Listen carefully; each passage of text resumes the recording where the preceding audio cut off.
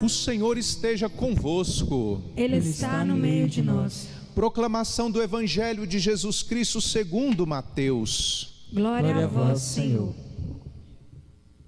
Naquele tempo, enquanto Jesus estava falando às multidões, sua mãe e seus irmãos ficaram do lado de fora, procurando falar com ele. Alguém disse a Jesus: olha, tua mãe e teus irmãos estão aí fora e querem falar contigo. Jesus perguntou àquele que tinha falado: quem é minha mãe? Quem são meus irmãos?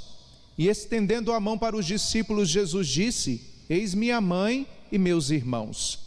Pois todo aquele que faz a vontade do meu Pai que está nos céus, esse é meu irmão, minha irmã e minha mãe. Palavra da salvação.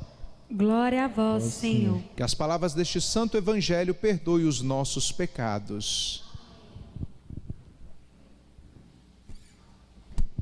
Vamos nesse momento aproveitarmos a beleza de termos o Espírito Santo em nosso favor. A palavra de Deus nos diz que a Virgem Maria, no momento em que ela foi conceber no seu seio, o Espírito Santo cobriu ela com a força, com a sombra do alto. Feche seus olhos e permita o Espírito Santo fecundar essa palavra no seu coração.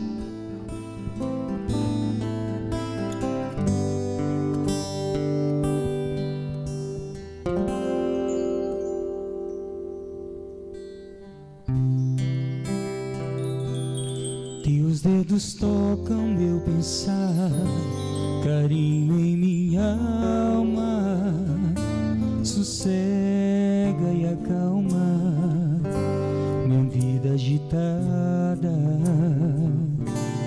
Tua presença me acolhe, não vou embora. É tu esta hora, estou quase. Adorarei, Espírito Santo, fogo suave, abrasador, doce hóspede da alma. Adorarei, Espírito Santo, fogo suave, abrasador, doce hóspede da alma. Amados irmãos e irmãs, é bom ser católico. Eu acho que é uma alegria muito grande ser católico. Eu amo ser católico. Por isso que eu me fiz padre. Ou melhor, Deus me fez padre. E eu procurei ser padre, porque é bom ser católico. Pensa se eu tivesse em uma determinada confessionalidade, confessionalidade, que não tivesse o que nós temos hoje nessa noite. Essa noite nós estamos celebrando, a igreja celebra a festa de Nossa Senhora do Carmo. E essa festa de Nossa Senhora do Carmo, ela nos remonta a uma ordem chamada Ordem dos Carmelitas, que é a primeira ordem mais antiga da Igreja Católica, por assim dizer. O que quer dizer essa ordem dos Carmelitas, ou melhor, o que quer dizer Nossa Senhora do Carmo? O que remonta para nós esse termo Carmo? Quem é que esteve na palavra de Deus, que esteve lá naquela montanha, na montanha praticamente do Carmelo, né? Quem que estava lá? O profeta Elias. E a Bíblia diz para nós que o profeta Elias foi aquele que lutou contra a idolatria de Baal, que lutou contra os sacerdotes de Baal, e ele os exterminou. Mas a Bíblia também nos diz que foi Elias lá no Monte do Carmelo, que Elias, olhando juntamente com seu ajudante, lá no livro dos Reis, Elias olhando a distância, quero que você entenda porque eu estou falando de palavra de Deus. Elias olhando, o profeta olhando a distância, o profeta vê uma nuvenzinha do tamanho da mão de um homem. Pensa, uma nuvenzinha desse tamanho, e Deus vai dizer para o profeta: fala para o rei Acabe, que está por aí, tentando te amedrontar, tentando te afrontar, que ele não vai conseguir chegar em casa. Pensa, gente, eu estou falando de um contexto que tinha 3 anos e meio que não chovia sobre a terra. O profeta Elias pediu que 3 anos e meio não houvesse chuva sobre a terra. Aí você pensa, nós estamos num tempo que eu estou caracterizando para vocês, que não tem rio, que não tem mais rios, não tem riachos, não tem nascentes. É puro deserto, pura morte. E diante disso, Deus concede que venha uma grande chuva, uma chuva tão grande, tão extensa, tão poderosa, que as rodas dos carros dos exércitos do rei, naquela noite ficaram comprometidas, ficaram difíceis de sair do lugar, porque o lugar que não chovia 3 anos e meio, naquela noite, naquele dia, passou a ter lama. E muitos foram aqueles que foram os monges que chegaram nesse monte, nessa montanha, e ficaram ali fazendo penitências. Muitos homens e mulheres dedicaram a vida deles fazendo penitência, entregando a vida, sendo eremitas. E com o passar do tempo, Nossa Senhora agradou daquela situação. Surgiu então a ordem do Carmelo, dos carmelitas.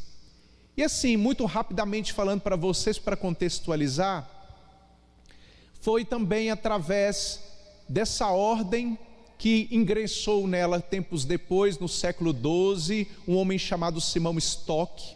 Esse Simão Stock foi quem Nossa Senhora apareceu para ele, dizendo que depois os carmelitas chegariam na sua cidade. Tempos depois ela apareceu para ele no momento de perseguição, porque eu quero dizer para você que está aqui, nessa noite, você que está nos acompanhando, todos os que são servos da rainha, viu? Todos os que são servos da Virgem Maria, que seguem Jesus, mas que tem a Virgem Maria como mãe, vai sofrer perseguição, porque o demônio tem muita raiva de Nossa Senhora. Ele não suporta uma Ave Maria, porque cada Ave Maria rezada é uma bela de uma cacetada na cabeça dele. Então, muitas foram as perseguições naquele tempo, e Nossa Senhora apareceu e disse para Simão assim: olha, construa, eu vou dar para vocês o escapulário. Escapulário dos carmelitas é toda uma vestimenta muito brilhosa e maravilhosa, né? Não tão brilhosa, mas é maravilhosa, que cobre a frente, igual isso aqui, e que cobre atrás, da mesma forma.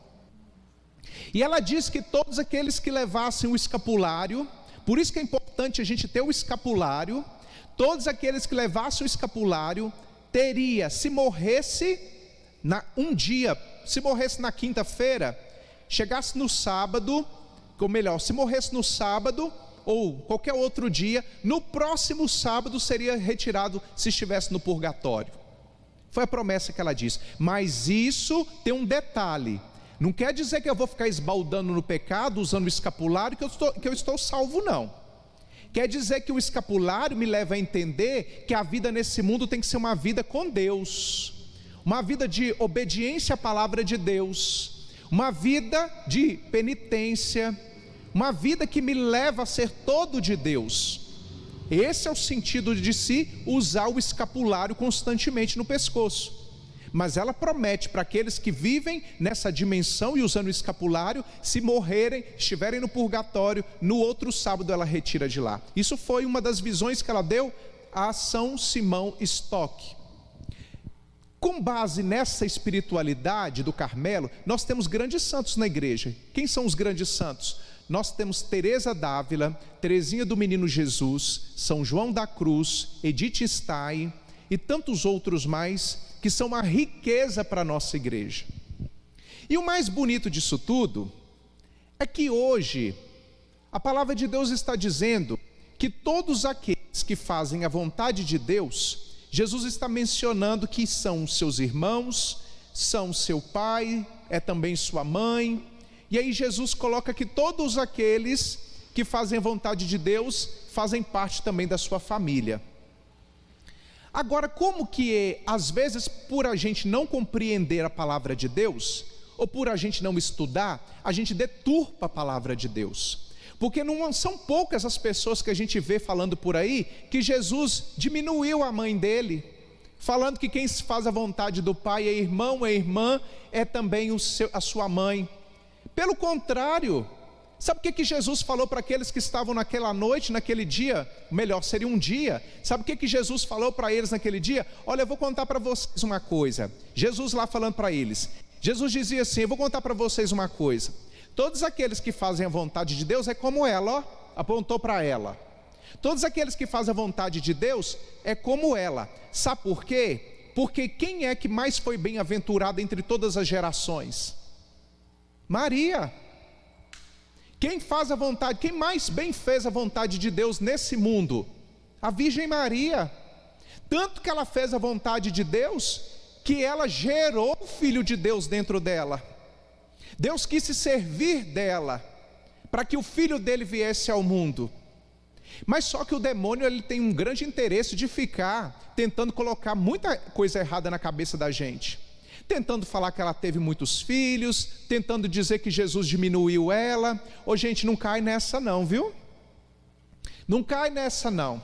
Porque a maior raiva do demônio é contra a Virgem Maria. Sabe por quê? Porque de Jesus você já sabe que ele é perdedor eternamente. Desde quando ele estava lá, que ele desceu, foi jogado como um raio para a terra. Ele sabe que ele já é perdedor. Agora, perder por uma criatura de Deus foi o maior golpe que Deus deu nele. Ele nunca imaginaria que uma criatura humilharia ele da forma que a Virgem Maria humilhou. Que através da humildade dela, da obediência dela, do ser de Deus, ou melhor, da palavra de Deus que era encarnada nela, ele nunca imaginou que ela faria o que fez contra ele. E é por isso, gente, que nos últimos tempos o Apocalipse diz para nós que o demônio vai vomitar um rio de imundícies sobre o mundo. E você quer ver mais imundície do que ele tem vomitado por aí? Nas músicas, nas novelas, nos filmes, nos programas de televisão, e nós estamos aceitando tudo isso para dentro da casa da gente. Quanta coisa errada a gente vê no mundo, e olha, se a gente falar hoje em dia, a gente ainda ganha processo, porque o que é mal está virando bem, o que é bem está virando mal. É o rio, é os rios de imundície que a serpente vomitaria. Só que ele sabe que ele já perdeu, ele sabe que ele é perdedor. Mas você sabe aquela pessoa que não admite? É o próprio. Ele não admite que ele é perdedor e continua perseguindo os filhos da mulher, os filhos da rainha, que sou eu e que é você que está aqui participando dessa Santa Missa. E eu acho muito interessante, gente, porque nós não somos, gostaria de frisar, pontuar, enfatizar, nós não somos idólatras não. Quem é o centro é Jesus Cristo. Jesus Cristo, ele é o caminho, ele é a verdade, ele é a vida. Ninguém vai até Deus se não for por Jesus Cristo. Mas Nossa Senhora, para você entender, ela é como se fosse um corrimão que leva até Jesus, porque o que ela pede, ele faz. Então nós não somos idólatras não, a nossa fé é cristocêntrica. Jesus Cristo é o Senhor, Jesus Cristo é o único parâmetro, é a única porta, é o único instrumento de salvação que existe, é Jesus Cristo, não tem outro. Você não encontra salvação em Buda, você não encontra salvação em Maomé, você não encontra salvação em ninguém. Você encontra salvação em Jesus Cristo. Ele é o único Senhor. Mas é importante dizer que esse Deus tem mãe.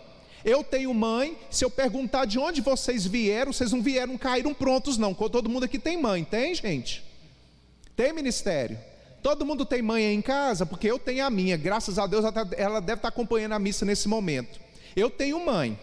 E se eu amo minha mãe com toda a minha dificuldade, se vocês aqui amam a mãe de vocês com todas as dificuldades dos limites que a gente tem, você imagina como que ele deve amar a mãe dele que sofreu. Porque, gente, ela pagou caro pelo sim que ela deu. Ela enfrentou uma sociedade machista. Ela enfrentou, sabe o tanto que ela enfrentou a rejeição, que se Nossa Senhora fosse uma mulher muito curada, ela teria morrido de depressão, porque tão nova, engravidou, todo mundo já comentando no pequeno vilarejo, logo depois correndo o risco de ser apedrejada. José assume, leva ela para a casa dos parentes. Chega na casa dos parentes, ela também não foi bem aceita. Por que ela não foi bem aceita? Porque ela ficou lá no estábulo com os animais. Se ela tivesse sido aceita, eles tinham colocado ela na parte de cima. Eles colocaram ela no meio dos animais. O que é o coxo? A manjedoura é um coxo de animal? Colocou o pobrezinho do menino dentro de um coxo. O menino pobre colocou ali dentro, como se ele fosse um animalzinho. Isso é ser acolhido, gente? Porque os bonitão que estavam lá em cima na casa dos parentes de José, ninguém cedeu lugar para ela não. Olha que tipo de sociedade que era do tempo dela. Ela sofreu. Depois que José morreu, ela permaneceu ali, viúva, sozinha, vivendo para Deus e de olho no filho dela, porque ela tinha medo de qualquer momento saber a notícia que eles tinham matado ele. Tempos depois, essa mulher está ali acompanhando. Quando chega no evangelho de hoje, ela está doida de saudade dele, e imediatamente ela não pode andar sozinha, porque a mulher naquele tempo, se andasse sozinha, ela poderia correr o risco de ser molestada, assediada. Ela está com outros. O que quer dizer os irmãos de Jesus? Irmãos naquele tempo são os primos. Esse termo irmãos é primo. E aí tem umas antas de Quixote que fica falando que Nossa Senhora teve outros filhos. Mesmo se ela tivesse, gente, não teria problema nenhum, porque ela não teria que cometer nenhuma arbitrariedade, porque toda mulher foi feita nesse mundo para ser mãe. Toda maternidade é um dom oferecido. Mas ela não teve. Quando ela apareceu para Santa Bernadette, ela falou: eu sou a Imaculada Conceição. Eu tenho a castidade, virgindade dela permaneceu antes, durante e depois do parto, preservada por Deus. Ela chega ali com aqueles primos de Jesus, que é dito como irmão, chega para visitar o Senhor. Chegando lá, ela encontra com ele. Imagina o coração de Nossa Senhora, quanta alegria de estar vendo ele depois de muito tempo sem ter visto. Chega, vê o filho fala dessa forma. Os PhDs de hoje vão interpretar que ele ridicularizou, que diminuiu ela. Imagina que, como eu disse para vocês, eu digo novamente, ele falou que todos os que fazem a vontade de Deus é como ela que fez, e por isso são associados na família dele. E tempos depois ele oferece para nós o corpo dele na cruz, sangrando, padecendo. E quem completa ali? Você imagina uma mãe diante de um filho sendo injustiçado, uma mulher chorando sangue de ver um filho totalmente desfigurado naquela cruz. Isso é uma mulher qualquer, gente? Qualquer mãe de hoje que aguenta isso? Passar sem ter pecado nenhum. Provérbios capítulo 24, versículo 16, fala que todos nós, um justo peca 7 vezes ao dia. Maria, nenhum pecado ela teve. Então é nossa honra, ou melhor, é honra para nós servirmos, rezarmos um rosário e oferecermos para ela essa coroa de rosas. Porque quem não gosta da Ave Maria, você pode ter certeza que tem alguma coisa muito errada na vida dele. Vocês podem ter certeza que quem não gosta de Maria tem uma coisa muito errada que acompanha essa pessoa. E ela não tem brilho, ela não prospera, ela não consegue ver o brilho de Deus. Por isso que esse São Simão Stock morreu com 100 anos, num tempo com muita dificuldade. Ele viveu até os 100 anos. Vocês podem reparar, as pessoas que mais vivem nesse mundo, vocês devem ter visto isso aqui em Brasília de Minas, porque eu vi, são as pessoas que todos os dias elas estão com um rosário na mão, ó. A nossa sociedade hoje é muito moderna, né? Rezar é uma coisa dos antigos. Está todo mundo padecendo com um monte de enfermidade por aí afora. Quanto mais a gente reza, mais a gente somos nós os beneficiados. E eu termino dizendo para vocês: não tenha medo de levar a Virgem Maria para casa, porque o demônio vai tentar fazer você achar que rezar para ela é muito pouco, ou que você está na idolatria. Ele vai tentar te convencer, por meio de falsas teologias, ou por meio de alguma pessoa que chega. É sempre assim. Ele não suporta quem é da Virgem Maria, porque quem consagra Jesus pelas mãos dela, pelo método de São Luís Maria Grignion, todo mundo sabe disso, são os escravos de Jesus pelas mãos dela, sabe do poder que Deus tem sobre aquela alma, a predileção que Deus tem sobre aquela alma. Então eu termino dizendo para vocês, não tenha medo, leva a Maria para casa. Toda vez que você rezar o seu texto, você fala, passa à minha frente, ó grande rainha, porque eu digo para vocês que lá no céu ela é rainha, e ela está intercedendo para que os filhos dela encontrem a paz. Tem, quando ela apareceu para Lúcia, Francisco e Jacinta, por que ela apareceu? Lá em Portugal, porque ela dizia, eu preciso avisar para eles que do outro lado tem um rio de fogo, que é o inferno que está lá embaixo, e são muitas almas que vão para o inferno, e ela pediu que a oração do terço ajudaria as almas que estão partindo e as que estão ficando para encontrar-se com Deus. Leve a palavra de Deus com você, seja como a Virgem Maria, homem da palavra de Deus, mulher da palavra de Deus, porque gente, o tempo está perto, está encurtando. Quanto mais a gente rezar é pouco, quanto mais a gente clamar é pouco, quanto mais a gente fazer penitência é pouco, quanto mais a gente ler a Bíblia e alimentar dessa palavra de Deus é pouco. Que você leve a Virgem Maria para casa com tudo que ela foi, mulher da palavra, mulher da oração, mulher do sacrifício, mulher da dignidade, mulher que honrou a Deus com seu próprio corpo. Amém.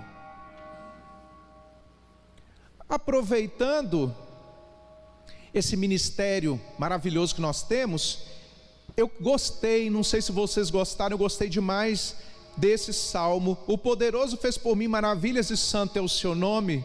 Vamos cantar, vamos ficar em pé. Você que está nos acompanhando, eu quero que você cante com a alma. O poderoso fez por mim maravilhas e santo é o seu nome. Você vai cantar pedindo que o poderoso faça em você maravilhas nessa noite. Traga as mãos no seu coração. O que você está precisando que Nossa Senhora alcance de Jesus para você nessa missa? Você vai cantar, o poderoso fez por mim maravilhas nessa noite, santo é o seu nome.